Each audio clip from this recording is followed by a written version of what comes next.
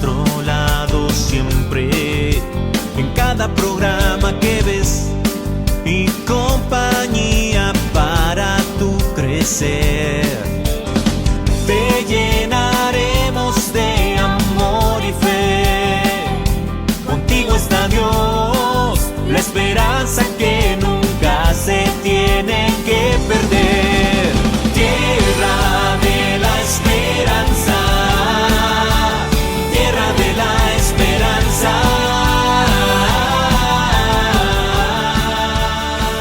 Queridos hermanos, queremos dar la bienvenida a Tierra de la Esperanza. En este sexto domingo del tiempo de Pascua y a la vez entrando en el mes de mayo, lleno de fiestas. Acaba de pasar San José Obrero, tenemos el 3 de mayo, viene la fiesta de Fátima, el Día de las Madres, fiesta de Pentecostés. Estamos llenos de fiestas y alegrías y gozos porque Cristo ha resucitado. Tiempo pascual. Queremos hoy dar la continuidad a un tema hermoso que hemos preparado en Tierra de la Esperanza y con alegría darles a ustedes la bienvenida. Bienvenidos a Tierra de la Esperanza. Los adoradores verdaderos adorarán al Padre en espíritu y en verdad. San Juan capítulo 4, versículo 23. El espíritu, principio del nuevo nacimiento, es también principio del nuevo culto. Este culto es en verdad, porque responde a la revelación que de él hace Dios por Jesús. Dios es espíritu, y los que adoran deben adorarle en espíritu y en verdad.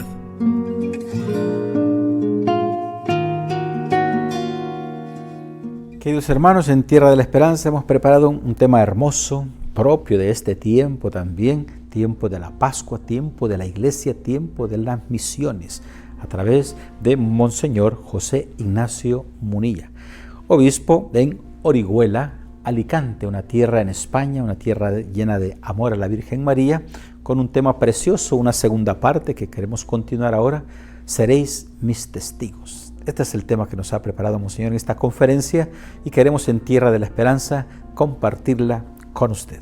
Bienvenidos, feliz domingo.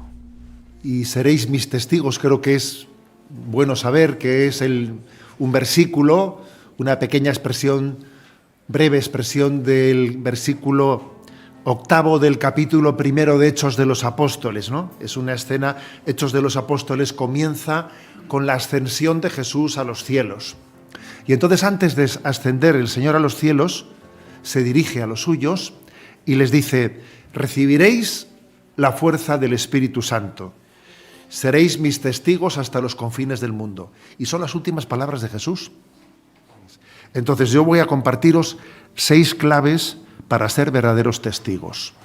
6 claves para ser, aunque he tenido esta introducción, pues un poco así más larga, pero ahora vamos a hablar concretando 6 claves para ser verdaderos testigos. La primera: integrar, acompasar palabra y testimonio. Ambas cosas hay que integrarlas. Palabra y testimonio, e integrarlas. Es verdad que existe como un primado del testimonio en la vida cristiana. San Juan Crisóstomo llega a pronunciar una frase que igual es un poco exagerada, pero bueno, está dicha por San Juan Crisóstomo, con lo cual a sus pies nos postramos, ¿no? Entonces dice él: no sería necesario recurrir a la palabra si nuestras obras diesen auténtico testimonio. Quizás es un poco exagerado, pero es obvio por dónde apunta. Si nuestras obras diesen verdadero testimonio, pocas palabras iban a hacer falta, ¿sabes? Es obvio que nosotros evangelizamos por lo que somos antes de que por lo que decimos.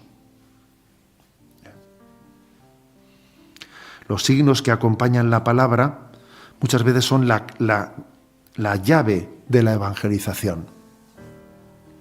Esos signos que hacía Jesucristo. ¿Os acordáis de que en el Evangelio dice Jesús más de una vez: si no me creéis a mí, creed a mis obras? Eso lo dice Jesús en el Evangelio de San Juan. Si no me creéis a mis palabras, creed a mis obras.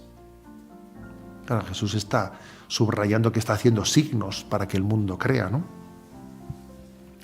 Pero digo, hay que integrar, porque obviamente pienso que es un poquito exagerado, ¿no?, la frase de San Juan Crisóstomo, eso de que no haría falta la palabra, porque la palabra Jesús la ha utilizado.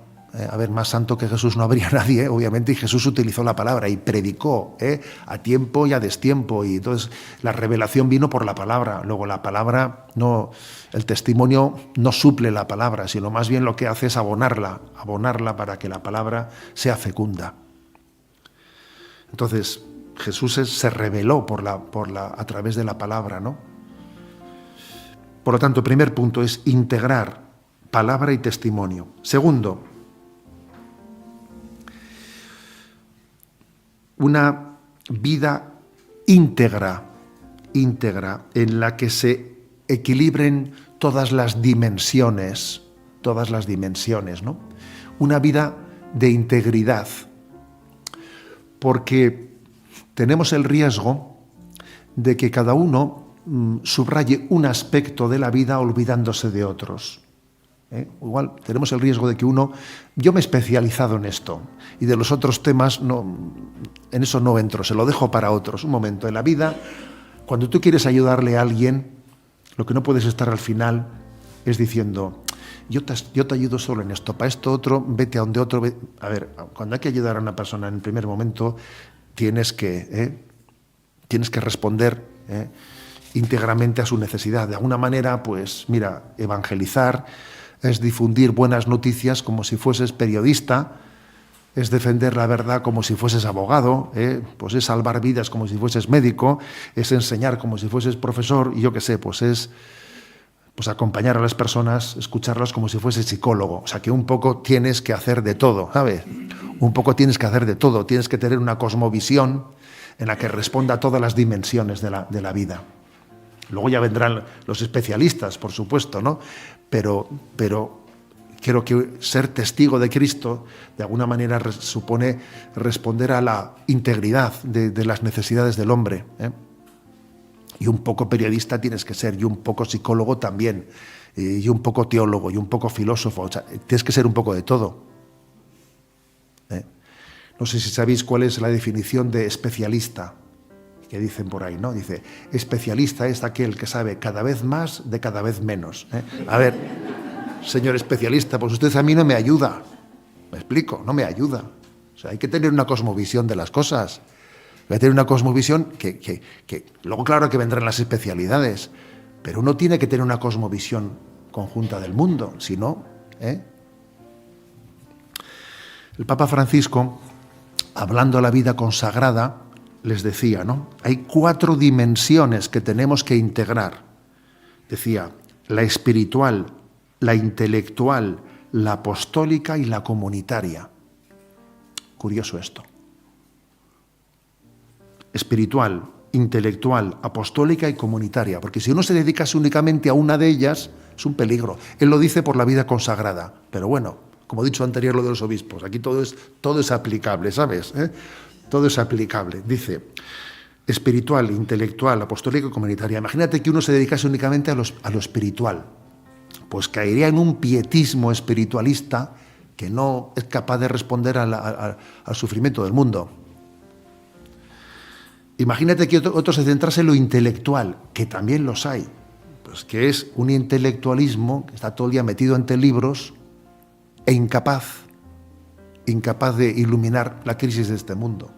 Si tú en tus libros, como dice, a veces yo, pues, no sé, yo he contado por ahí una anécdota de que cuando yo era seminarista que me ayudó mucho en la vida, y es que estaba con don José Antonio Sayés, que ya falleció, y estaba con él en Roma, asistiendo a una conferencia, pues se supone, de un teólogo de esos que tiene un renombre de esos que habla con palabras esdrújulas, que, ¿sabes? Que no, que parece que va inventándose términos según va construyendo, ¿no? Claro, dice uno, joder.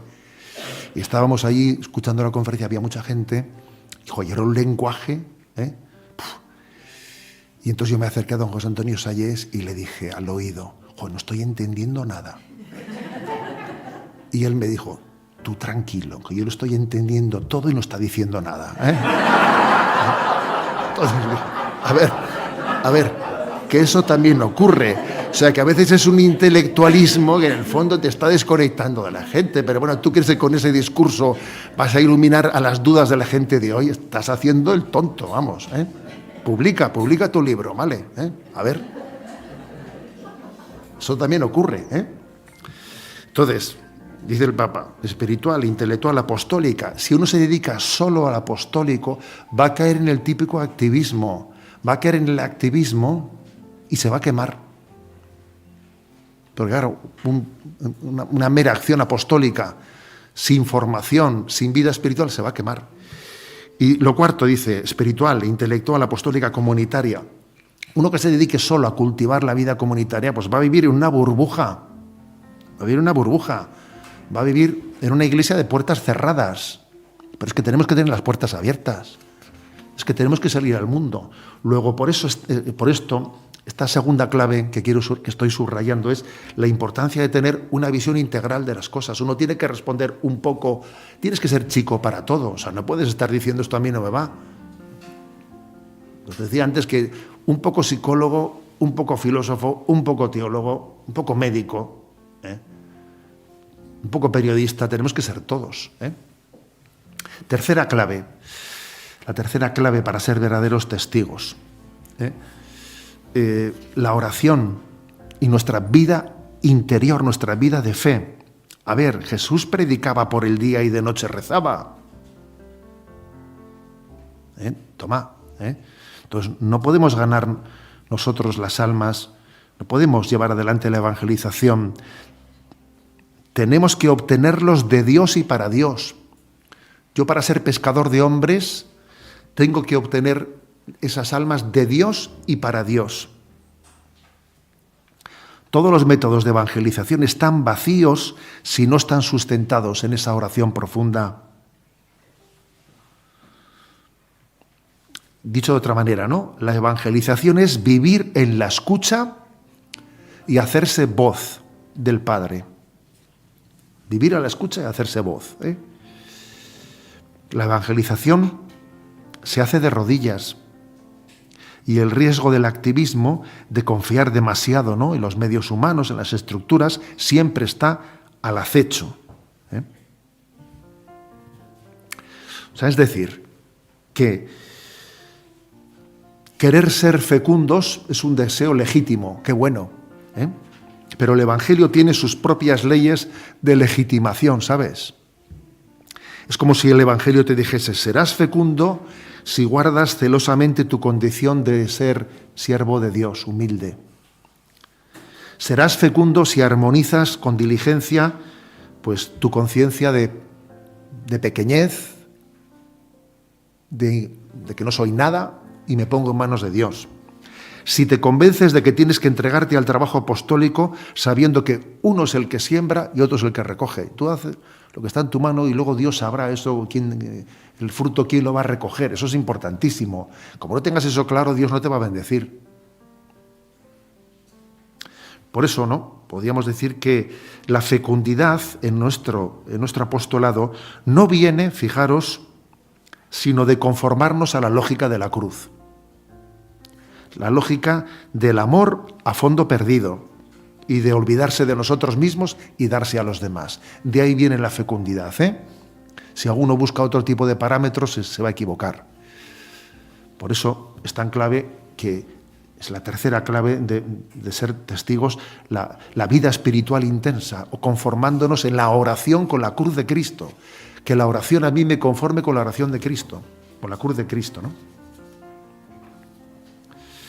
Porque evidentemente, ¿no?, pues el activismo es como desgajarse, ¿no?, del cuerpo místico de la Iglesia. Cuarta clave. Luchar contra la mediocridad. Cada uno de nosotros tiene que llevar esta batalla adelante, ¿no?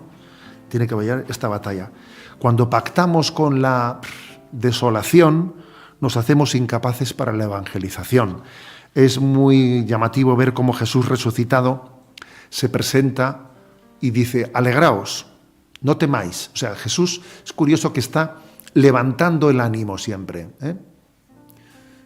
Cuando se presenta, su palabra es una palabra de levantar el ánimo, porque sabe que existe una tendencia en el corazón del hombre a la desolación, a la decepción, a la tibieza, a bajar el listón, a perder esperanza, ¿no? Quizás el pecado, ¿no?, más propio de nuestro tiempo es el pecado de la acedia. Yo en Radio María tuve oportunidad de hablar de la acedia y de presentar allí algún libro muy interesante sobre la acedia. La acedia es el nombre que daban los padres de la Iglesia, los clásicos de la Iglesia. Incluso hasta la Edad Media se ha utilizado el nombre de acedia, y luego curiosamente sustituimos la palabra acedia por pereza, pero es un empobrecimiento del concepto, porque la palabra pereza dice menos que acedia. La palabra pereza es, ay, estoy flojo de voluntad, ¿no? Ya, pero la palabra acedia es más que eso. La palabra acedia es perder la esperanza, ¿sabes? Es perder el espíritu, que eso es más que pereza. Incluso, ¿no?, pues en ese libro que yo presenté en Radio María, él pone en la acedia y tiene el subtítulo El demonio del mediodía. Fíjate, es curioso, ¿no?, porque los padres de la Iglesia le llamaban el demonio del mediodía a la acedia. ¿Qué quiere decir eso, el demonio del mediodía? Quiere decir que cuando sale el sol, al principio, el sol, cuando está saliendo, mira qué rápido va, ¿eh? Claro, como está saliendo, lo ves cómo sale, ¿no? Cuando se está metiendo, dices, oh, fíjate qué rápido se mete. Sin embargo, cuando está por arriba, que va a la misma velocidad, por cierto, ¿no?, pero te parece que no se mueve, ¿no? ¿Sabes? Entonces los padres de la Iglesia decían, es que la tentación se presenta en nuestra vida cuando tú ya... Claro, cuando eres joven es difícil tener acedia, ¿sabes? Pero cuando llega el momento en el que tú tienes los 40, yo qué sé, ¿no?, que ahí dices, bueno, a ver, esta batalla está siendo un poquito ya larga, ¿no? Y aquí no estamos sacando mucho provecho, yo no sé si voy para adelante o voy para atrás o qué es esto, ¿no? Y aquí fruto, mucho no hemos sacado, ¿no? Entonces, ese es el momento en el que dice, ¿no?, dicen los padres de la Iglesia, pues que uno mira y dice, pues si el sol no se mueve, tú, esto va a ser siempre así, ¿eh? Me estoy cansando, ¿no? Me estoy cansando, ¿eh? Y entonces le llaman ellos el demonio del mediodía, ¿sabes? El demonio del mediodía, que es el cansancio, que es decir, que la desolación, es la falta de esperanza, ¿no? Y esa acedia, hay que estar muy atento a ella, ¿eh? Porque el maligno nos tienta de falta de esperanza, ¿eh? Y entonces eso en qué se traduce, en mediocridad, ¿eh? En mediocridad, en tibieza. La acedia es un vicio antiapostólico que apolilla nuestro espíritu evangelizador, ¿eh? Dice el Apocalipsis, ¿no? No eres ni frío ni caliente. Ojalá fueses frío o caliente. Pero como no eres ni frío ni caliente, te voy a vomitar de mi boca. Joder, vaya versículo ese, ¿eh? Ese es un versículo del Apocalipsis, madre mía. Entonces, a ver, quiere decir que la acedia es muy seria, ¿eh? Que es la mediocridad, ¿sabes? Es el pacto con la mediocridad. Yo hago un pacto diciendo, mira, vamos a ver si hacemos un pacto aquí, ¿no? Por lo tanto, ¿no?, se trata de estar en permanente estado de conversión. Yo creo que la salud espiritual se mide por la capacidad de estar en estado permanente de conversión. Es la segunda conversión, porque solemos identificar una primera conversión, pero hay una segunda conversión que en el fondo dura toda la vida. Quinto punto, quinta clave de ese ser testigos de Cristo, de ese testimoniar, la creatividad. La creatividad. Sí, en el fondo la creatividad apostólica es un test. Es un test que indica cuál es la intensidad de nuestra unión con Dios. El Espíritu Santo es creativo. Entonces yo creo que cuando uno está enamorado de Dios, su imaginación busca fórmulas. Busca fórmulas. aquello de intellectus apretatus discurri que rabia que decía, ¿no? O sea, a ver, cuando uno dice, a ver, yo ya me dará Dios alguna fórmula de cómo llegar, de cómo hacerlo, y uno se pone delante de Dios y dice, Señor, muéstrame caminos nuevos, y vemos cómo en el seno de la Iglesia están surgiendo carismas nuevos que te sorprenden, de cómo alguien hace pues nuevas fórmulas de evangelización, que la verdad es que son muy imaginativas, algunas muy imaginativas y muy potentes para llegar al corazón de los jóvenes, por ejemplo. Eso ¿cómo se explica? Creatividad, don del Espíritu Santo, ya te digo yo. Detrás de eso ha habido un don del Espíritu Santo, alguien que se puso delante del Señor, que hizo mucha oración, que dijo, ¿cómo hago yo? Y de repente pues surgió no sé qué fórmula de retiro para jóvenes que te deja sorprendido. Eso lo estamos viendo en la vida de la Iglesia, eso es creatividad.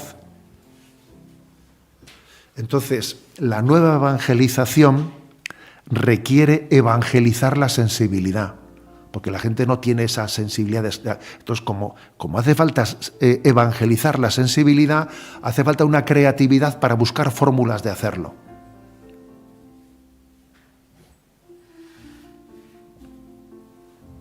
Lo cual no quiere decir que todo el mundo tenga que ser un genio, ¿eh? Porque, a ver, hay personas, ¿entiendes?, que son, oye, un crack de la imaginación, de la comunicación. No todo el mundo tiene que o sea, esto dejémoslo claro.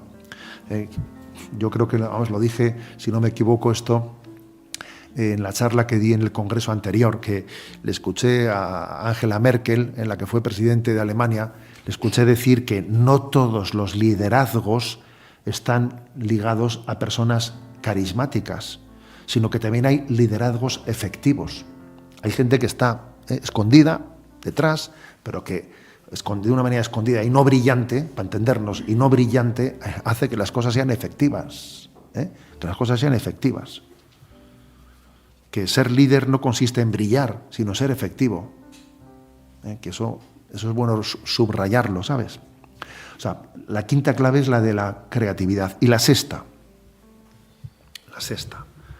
A ver, estamos llamados también a asumir y a afrontar las heridas eclesiales sin escandalizarnos y con esperanza. Y también digo esto, pues en un momento que sé que es difícil, en un momento eclesial que vivimos que es difícil, estamos sufriendo una grave crisis. Asumir y afrontar las heridas eclesiales sin escandalizarnos.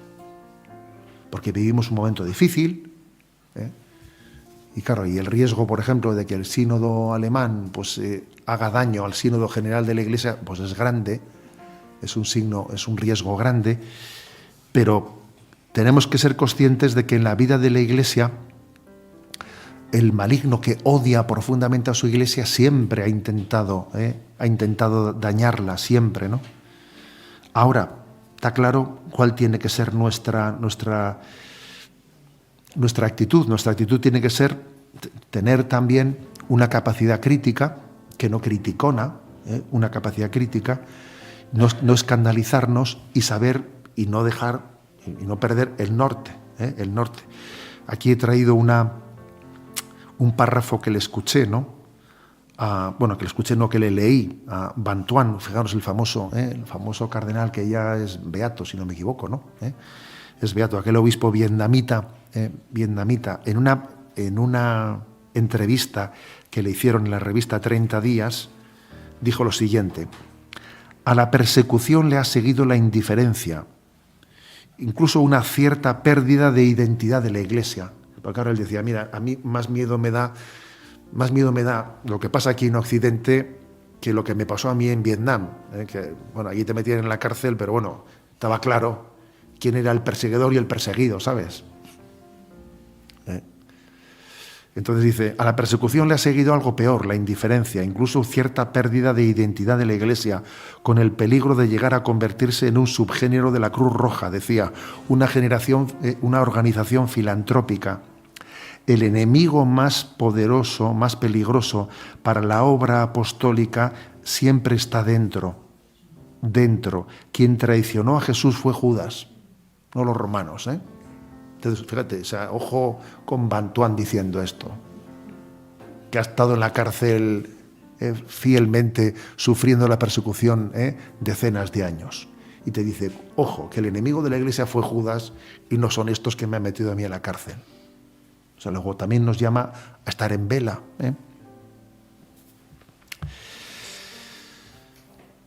Porque en la Iglesia no puede existir un pluralismo, no. Existirá una pluriformidad. El pluralismo es para los políticos, que creen en cosas distintas. Pero nosotros tenemos una unidad en la fe. Entonces la unidad en la fe podrá tener pluriformidades, pero no pluralismos. Porque lo que no puede ser es que yo crea una cosa o en su contraria, o que las dos tengan la misma cabida. No, porque no puede ser. Si una cosa es verdad y mentira al mismo tiempo en el mismo sitio, pues entonces no. Hay un principio de doble verdad, y doble verdad no es compatible con la fe católica, ¿no?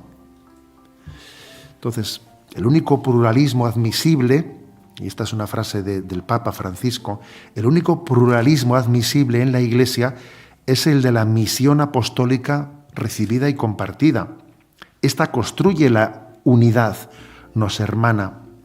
No hay sitio para pluralismos al margen de la cabeza y el cuerpo de la Iglesia, porque en el fondo son hegemonías ideológicas disfrazadas. Claro que sí. Son hegemonías ideológicas. Nosotros creemos en la pluriformidad, no en el pluralismo, porque si no, no hay unidad en la fe. Lo cual quiere decir, ¿no?, pues que tenemos que amar intensamente la Iglesia y entender, ¿no?, pues que tenemos que ser instrumentos de integración, instrumentos de oración por la comunión de la Iglesia. Y me atrevo a concluir pues pidiendo que nos encomendemos a un mártir, nacido en Alicante, Francesc Castelló. Él nació en Alicante y con 22 años fue martirizado en Lérida, en el año 36, porque resulta que el chico era de la Acción Católica. Allí le cogieron y le mataron pues por ser católico, sin ninguna otra historia por medio, pues porque era miembro de la Acción Católica, ¿no? Escribió unas cartas a su novia de despedida impresionantes. Hay unas expresiones en esas cartas dirigidas a su novia que son entrañables, y él dice, entre otras cosas, en el apostolado no os tiente nunca ni la silla cómoda ni el camino fácil. Sed personas de alpargata, dice él, ¿no? Dice él en su escrito, dice, mira, a ver, aquí para hacer apostolado, ¿sabes? No busquemos comodidades, porque obviamente, ¿sabes? El camino del Señor ha sido el camino, dice él, el de la alpargata. Pues es curioso, ¿no?, que él utilizase esa expresión en el año 36, como diciendo, vamos a servir en las cosas pequeñas, humildes, no busquemos grandes éxitos, busquemos los lugares de servicio en el seno de la Iglesia, porque creo que buscar el lugar de servicio en el seno de la Iglesia es lo que autentifica la comunión. Bueno, pues esta es un poco nuestra reflexión y termino como he empezado. El Señor, antes de ascender a los cielos, la última palabra que Él dirige al mundo antes de marchar, volver al Padre, ¿no?, les dice, seréis mis testigos. Hechos 1:8. Y cuando vuelva, el Señor nos dirá, ¿dónde está tu testimonio? Y queremos, ¿no?, poder pedirle la gracia, pedirle a nuestra Madre, ¿no?, a la guadalupana, pedirle la gracia de que hayamos sido portaestandartes, un estandarte, hayamos sido una custodia del don de la revelación de Jesucristo. Gloria al Padre, al Hijo y al Espíritu Santo, como era en el principio, ahora y siempre, por los siglos de los siglos. Amén. Queridos hermanos, hemos llegado al final de esta conferencia de Monseñor José Ignacio Munilla. Agradecemos el servicio que él ha dado, dedicarle tiempo a esta conferencia y compartirla con usted. Queremos también enviar un saludo y un abrazo a todas las madrecitas del mundo, porque gracias a ellas estamos nosotros hoy aquí. Nos han llevado en su vientre, nos han gestado. También Dios ha querido que su Hijo nazca de una mujer, la Virgen María. Por eso, con amor, dedicamos estos rosarios, estas rosas, estos ramilletes que a través de la oración y la intercesión suban al cielo y bajen como una lluvia de bendiciones. Dios bendiga a todas nuestras madrecitas, en la tierra, en el cielo y a través de la Virgen María, también una expresión de amor en nuestras devociones. Dedicarnos un poquito de tiempo también a la fiesta de la Virgen de Fátima. Felicidades a aquellas parroquias que llevan este nombre, sus párrocos, y también con alegría prepararnos para la fiesta de Pentecostés, fiesta del Espíritu Santo, sus 7 dones, sus 12 frutos, fecunden la iglesia y la sigan haciendo misionera. Con esta alegría damos la bendición en tierra de la esperanza. El Señor esté con ustedes y con tu espíritu, y la bendición de Dios Todopoderoso, Padre, Hijo y Espíritu Santo, descienda sobre ustedes. En la alegría de Cristo pueden ir en paz. Contigo está Dios, la esperanza que nunca se tiene.